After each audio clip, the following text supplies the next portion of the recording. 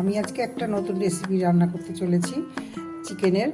আর আলু, কাঁচা লঙ্কা, গাজর, বিনস আর এখানে আমার মশলাগুলো কেটে নেওয়া রয়েছে টমেটো। আমি চিকেনটাকে ধুয়ে পরিষ্কার করে নিয়েছি। এবার এটাকে দিয়ে একদম তেল ছাড়া কম মশলা দিয়ে একটা হেলদি চিকেনের রেসিপি করছি। এবার মিক্সিতে আমি কিছুটা মশলা পেস্ট করে নিচ্ছি।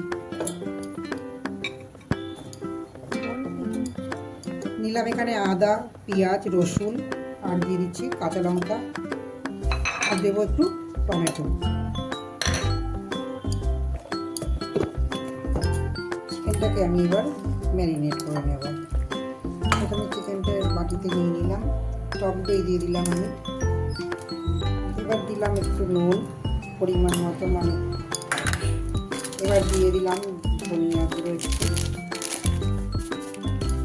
দিলাম একটু লঙ্কা গুঁড়ো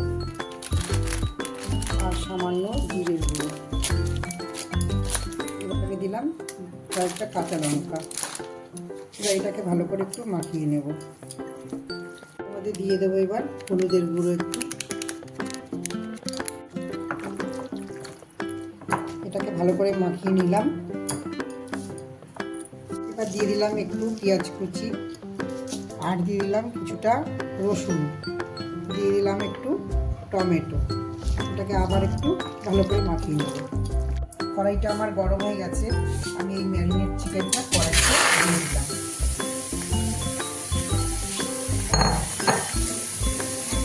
আর বাটিটা ধুয়ে সামান্য একটু জল দিয়ে দিলাম।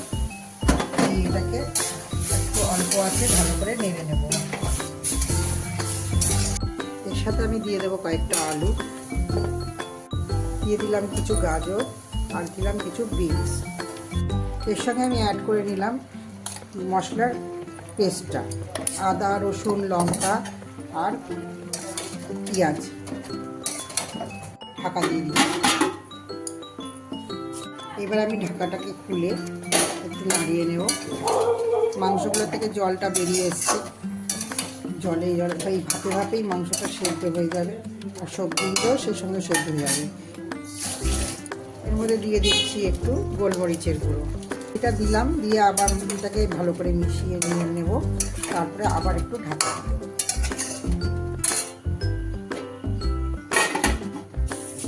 চিকেনটাকে এইভাবে বারবার করে নাড়িয়ে দিতে হবে, আবার ঢাকা দিয়ে করতে হবে যাতে তাড়াতাড়ি করে সেদ্ধ হয়ে যায়। মাংসটা সেদ্ধ হয়ে এসছে। এবার আমি এটাকে, জলটাও টেনে গেছে, এবার আমি এটাতে অ্যাড করে দেবো একটু জল।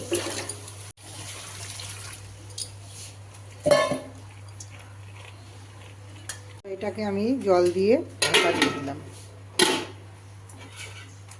আমার চিকেনটা শেষ পর্যায়ে এখন।